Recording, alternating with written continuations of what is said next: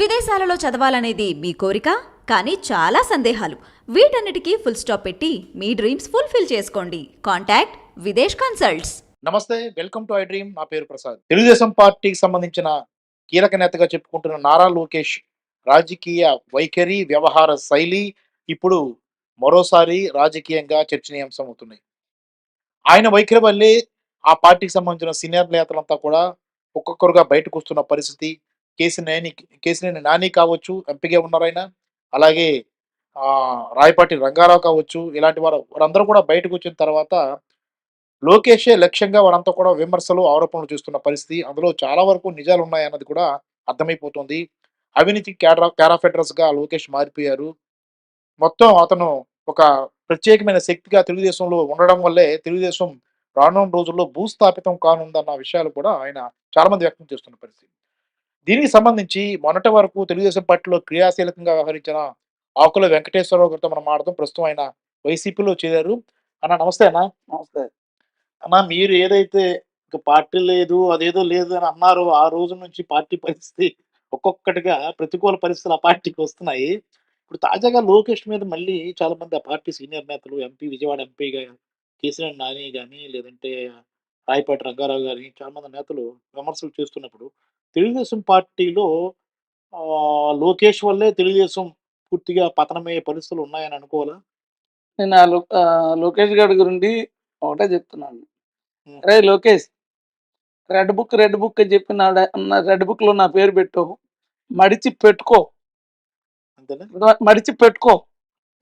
నీ వల్ల పార్టీ ఎంత పతనం అయ్యిందో పబ్లిక్ అందరికి అర్థం అవుతుంది. నిన్ను నమ్ముకున్న వాళ్ళందరూ సంకనాకపోయారు. రాయపాటి రంగారావు అంత దీనిగా నిన్ను విమర్శిస్తే నువ్వు కౌంటర్ ఇవ్వలేని పరిస్థితిలో ఉన్నావు. అంటే నువ్వు ఎంతమంది దగ్గర ఎంత జనాలకు అర్థం అవుతుంది. నన్నే నీ 33 సంవత్సరాలు మీ వెనకాల నేను తిరిగితే నన్నే నువ్వు మోసం చేశారు. మీరు మోసం చేయలేదని చెప్పండి రా, నేను ఎక్కడ ఏ విధంగా చెప్పాలో నేను చెప్తాను. మీకు దమ్ము ఉంటే నా కౌంటర్ ఇవ్వండిరా. మీరు ఎంత నాశనం చేశారో నా జీవితాన్ని, నా జీవితాన్ని నాశనం చేసింది కాకుండా నా ఫ్యామిలీని సూసైడ్ చేసుకోమనే వ్యక్తివి నువ్వెంత దౌర్భాగ్యుడు, దుర్మార్గుడు ఇంకొకటి ఉండడు. నువ్వంటారా నువ్వు చేసేది పార్టీని నాశనం చేసింది కాకుండా తెలంగాణ పార్టీలో సంకనాకపోవడానికి కారణం కూడా నువ్వు కదా. ఇక్కడ నువ్వు పాదయాత్ర ఎందుకు మొదలు పెట్టావురా? కలెక్షన్కు మొదలు పెట్టావు. పాదయాత్ర వల్ల నీకు ఒరిగింది ఏంట్రా? ఉన్నదంతా పోయింది, ఉన్న కేడర్ అంతా పోయింది. నువ్వు చేసిన పని వల్ల, రే లోకేష్, నువ్వు చేసిన పని వల్ల పార్టీ పతనావస్థకి వెళ్ళిపోయింది. నీకు దమ్ము ఉంటే రాయపాటి రంగారావు కౌంటర్ ఇవ్వరా. కేసీఆర్ నాని ఎందుకు వెళ్ళిపోయాడురా? అటువంటి మహా ఉన్నతమైన వ్యక్తిని ఒక చెంచగాల మాటలు విని, నీకు సప్లైర్లు చేసే మాటలు విని ఆయన్ని పక్కన పెట్టావు. ఆయన ఎంత బాధతో బయటకు వెళ్ళాడరా?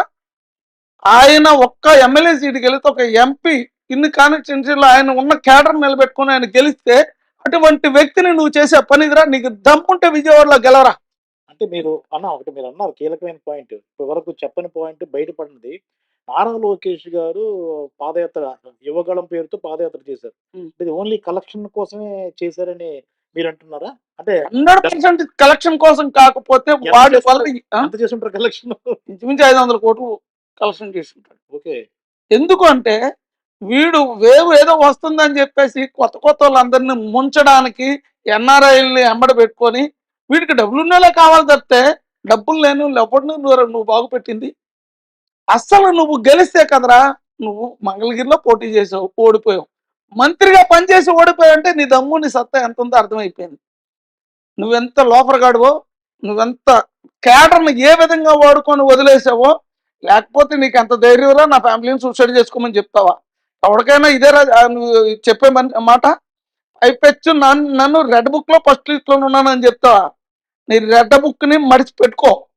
ఇక మీదట నీకు పతనం స్టార్ట్ అయిపోయింది. ఆల్రెడీ తెలంగాణలో నువ్వు ఇంటికి వెళ్ళిపోయినావు, ఇప్పుడు ఆంధ్రాకి వచ్చినావు. ఆంధ్రాలో నీకు పవన్ కళ్యాణ్ అనకాల. ఇప్పుడు నీకు దమ్ము ధైర్యం ఉంటే నువ్వు ఇన్ని సీట్లు వస్తాయి, అన్ని సీట్లు వస్తాయి, నాకు బలం ఉంది అంటున్నావు. పవన్ కళ్యాణ్ సంఖ్య ఎందుకు నాకుతున్నారా? పవన్ కళ్యాణ్ సంఖ్య నాకవలసిన అవసరం ఏమొచ్చింది? నీకు అంత ధైర్యం, అంత ఇది ఉంటుంది. 170 సీట్లు గెలిచేస్తానంటున్నావు, అన్ని మేము కొట్టేస్తానంటున్నావు. నీకు పవన్ కళ్యాణ్ సంఖ్య నాకవలసిన అవసరం ఏంది? ఆ పవన్ కళ్యాణ్ మా కాపాడు పరువు సెడబుట్టాడు. వాడేమో ఒకప్పుడు నేను ఊగిపోయి తిట్టినాడు, నిన్ను నీ బాబుని. మరి ఈ రోజు నీ సంఖ్య నాకుతున్నాడు ఎందుకురా? అదే జూనియర్ ఎన్టీఆర్ని మొన్న ఎందుకురా అవమానించారు? బాలకృష్ణ మీరు డైరెక్ట్ గా అనలేక బాలకృష్ణతో అనిపిస్తున్నారు. బాలకృష్ణతో మన ఎన్టీఆర్ గారి దగ్గర చేయవలసిన పనేరా అది? జూనియర్ గాని తిరగబడితే మీ పతనం ఇక్కడి నుంచే స్టార్ట్ అయింది.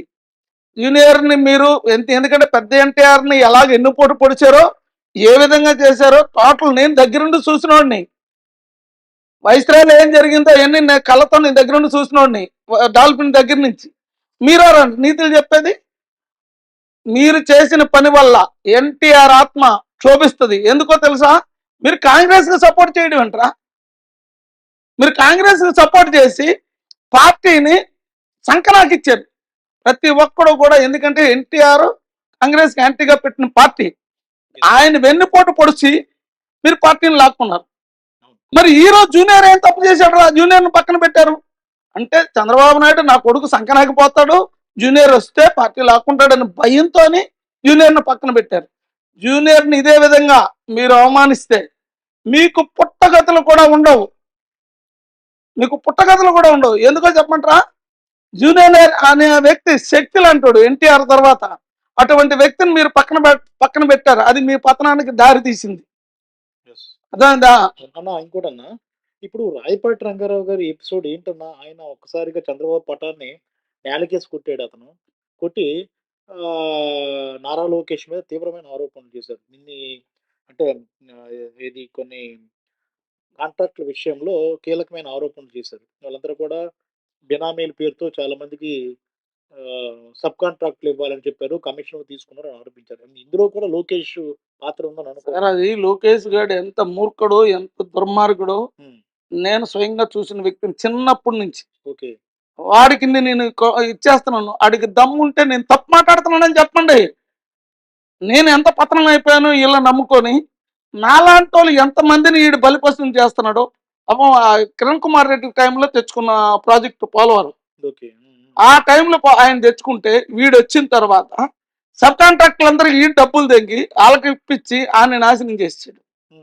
150 కోట్లు ఈ విధంగా ఇచ్చేసాడని చెప్తే వీడి కౌంటర్ ఇచ్చే దమ్ము కూడా వీడికి లేదు. ఈడొక లీడర్. అంటే కౌంటర్ ఇవ్వడం లేదు అంటే ఖచ్చితంగా తప్పు చేశాడు కాబట్టి అంతే అంటారు కదా. 100% దానికి ఉదాహరణ నేనే. ఇన్ని సంవత్సరాలు పనిచేస్తే నాకు 12 కోట్ల ఆస్తిని ఎదుకోటి దగ్గర డబ్బు అన్యాయం చేశారు. దానికి ఉదాహరణ కాదని అనమనండి. కేఎల్ నారాయణ దగ్గర 100 కోట్లు అనమనండి. మీరే బలిపశు ఒక రకంగా. నేనే దానికి ఉదాహరణకు బలిపశువు నేనే. 33 సంవత్సరాలు వీళ్ళకి సర్వీస్ చేస్తే సూసైడ్ చేసుకోమని చెప్పడం, వీళ్ళు నాకు అన్యాయం చేయడం. పోనీ వీళ్ళు నాకు ఏమీ చేయొద్దు, నాకు రావాల్సింది. మావిడిని ఎందుకు ఇబ్బంది పెడుతున్నావు అని చెప్పగలరా? ఎందుకంటే కేఎల్ నారాయణ 100 కోట్లు ఇచ్చాడు కాబట్టి వాడే వీడు కావాలి, వాళ్ళ కాస్టే కావాలి. కాపోడిని ఎలా వెనకదొక్కుతాడో ఉదాహరణకి నేనే. కాపు అనే వ్యక్తిని వీడు ఎదగనివాడు. ఎందుకు పవన్ కళ్యాణ్ ఆయన దగ్గరికి వెళ్ళి ఉన్న పరువు తీసుకుంటున్నాడో నాకు అర్థం కావట్లే. కాపు నాయకులకి ఒకటే చెప్తాను, కాపు సోదరులకి, దయచేసి పవన్ కళ్యాణ్ నువ్వు కూడా, ఎందుకంటే ఈ చంద్రబాబు నాయుడు నమ్ముకుంటే నువ్వు సంకనాకి పోవడం ఖాయం. నువ్వెక్కడ పోటీ చేసినా నిన్ను ఓడించేది చంద్రబాబు నాయుడే కాదనమండి నిన్ను. ఎందుకంటే చంద్రబాబు నాయుడు నువ్వు కానీ గెలిస్తే రేపొద్దున్న రంకు మొగుడు అవుతాను ఉద్దేశంతో, లోకేష్కి మొగుడు అవుతాను ఉద్దేశంతో నిన్ను చంద్రబాబు నాయుడే ఓడిస్తాడు. ఇప్పుడు నీకున్న ఇమేజ్ ను వాడుకోవడానికే చూస్తున్నాడు తప్పితే నీకేది నీ మీద ప్రేమతో కాదు. అన్న ఫైనల్ గా చెప్పండి అన్న, ఈ రెడ్ బుక్ అనేది మొన్నటి వరకు ఇవ్వడంలో ప్రతి సభలోనూ రెడ్ బుక్ చూపించి అందులో పేర్లు ఉన్నాయి, ఒక్కొక్కడి పని తేలుస్తా అధికారంలోకి వచ్చేస్తున్నాం అని చెప్పేసి లోకేష్ ప్రకటించాడు. ఆ రెడ్ బుక్ లో ఈయన చేసిన అవినీతి కూడా రాసుకోవాలా? ఇప్పుడు ఏంటి పరిస్థితి? ఇప్పుడు రివర్స్ అవుతుందన్న. అదే రెడ్ బుక్ మా అందరు నా పేర్లు ఫస్ట్ అన్నాడు కదా, వీడికి పతనం స్టార్ట్ అయింది. అదే రెడ్ బుక్ బదులు వీడికి వచ్చేది ఎల్లో బుక్ వస్తుంది. ఎల్లో బుక్ ఎందుకంటే వీడు చేసిన అవినీతి అంతా ఎల్లో బుక్ లో ఆడికే చూపిస్తాం. అంతేనా? వీడు చేసిన అవినీతిని. ఇప్పుడు పాదయాత్ర పెట్టాడు, పాదయాత్ర పెట్టి ఏం సాధించాడు వీడు?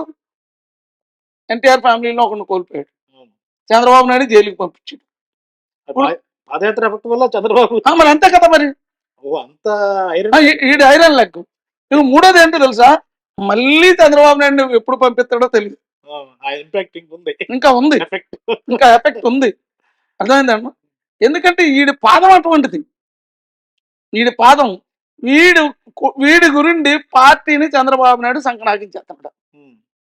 ఏమండి జూనియర్ని వాడుకునేటప్పుడు లేదా? జూనియర్ వస్తే నా కొడుక్కి ఇబ్బంది అవుతుంది ఎంతమంది లీడర్లతో నువ్వు చెప్పింది తెలీదా? అంటే నీ కొడుకే తప్పితే ఇంకేం అవసరం లేదు. పార్టీలు నమ్ముకున్న వాళ్ళందరూ సంకనాకపోయినా పర్వాలేదు. నీ కొడుకు పరిస్థితి ఏంటి? సప్లైర్లకి అన్ని ఇస్తాడు. కేసినేని నాని చేసిన తప్పేంటి? కేసినేని నానిని ఎందుకు నువ్వు వద్దు అనుకున్నావు? నువ్వేం సాధించగలవు నువ్వు విజయవాడలో కేసినేని నాని కాదనుకొని? ఆ బుద్ధా వెంకన్న గారు నీకు కాపాడతాడు అనుకున్నా? బుద్ధా వెంకన్న గారి చరిత్ర ఎవరికి తెలీదా? అటువంటి వాటిని నువ్వు నమ్ముకొని వాడేదో పెద్ద నీతి కబుర్లు చెప్తున్నాడు కేసినేని నాని మీద. అరే బుద్ధా వెంకన్న, నువ్వు కేసినేని నాని విమర్శించేంత స్థాయి నీది కాదు. నీకు దమ్ముంటే నాకు కౌంటర్ ఇవ్వరా? నేను లోకేష్కి చంద్రబాబు నాయుడికి ఎక్కడ నేను కౌంటర్ ఇవ్వాలో నాకు తెలుసు. ఎందుకంటే నేను నష్టపోయిన నువ్వు ఎప్పుడు వచ్చావురా? నేను ఆయన సింగిల్ గన్మ్యాన్ నుంచి ఆయన వెనకాల తిరిగినోడిని, ఆయన చరిత్ర తెలిసినోడిని. అర్థమైందా? నువ్వు దయచేసి కేసినేని నాని జోలికి పోతే నేనే నీ తాట తీస్తా. అర్థమైందా? నోరు అదుపులో పెట్టుకో. ఓకేనా, థ్యాంక్ యూ అన్న. నమస్తే. ఇది వైసీపీలో ప్రస్తుతం అయితే ఫైర్ బ్రాండ్, చాలా మంది ఫైర్ బ్రాండ్స్ ఉన్నాయి, కానీ మనకి ఇప్పుడు ఆకుల వెంకటేశ్వర గారు నూతనంగా ఆయన ఫైర్ బ్రాండ్. ఇప్పుడు ఆయన మొన్నే తెలుగుదేశం పార్టీలో 33 ఏళ్ళు పనిచేసి ప్రస్తుతం వైసీపీలో ఉన్నారు. తెలుగుదేశం అసుపాసులు మొత్తం తెలిసిన వ్యక్తి. చంద్రబాబు నాయుడు దగ్గర చాలా సన్నిహితంగా ఉంటూ, ఆ కుటుంబానికి సన్నిహితంగా ఉంటూ బయటకు వచ్చిన వ్యక్తి ఆయన. తాను బాధితుడిని, చంద్రబాబు లోకేష్ బాధితుడిని అని చెప్పుకొస్తున్నారు. లోకేష్ స్వయంగా తన కుటుంబాన్ని ఆత్మహత్య చేసుకోమని కూడా చెప్పిన పరిస్థితి ఉందంటే ఆయన వైఖరి ఏంటో, ఆయన మనస్తత్వం ఏంటో అర్థం చేసుకోవాలని చెప్తున్నారు. అలాగే నారా లోకేష్ అవినీతిని అంతా కూడా ఆయన బట్టబయలు చేస్తున్న పరిస్థితి కనిపిస్తుంది. కేవలం అతని నారా లోకేష్ అవినీతి అంతా ఇంత కాదు, చాలా అవినీతి ఉంది.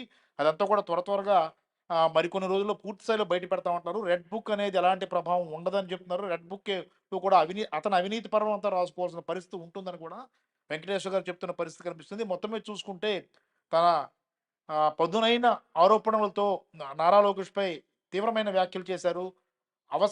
దమ్ముంటే దాన్ని కౌంటర్ కూడా ఇమ్మని అడుగుతున్నారు. మరి లోకేష్ ఎలా స్పందిస్తారో చూడాలి. కెమెరామెన్ మూర్తితో Prasad, I Dream Media, Visakhapatnam.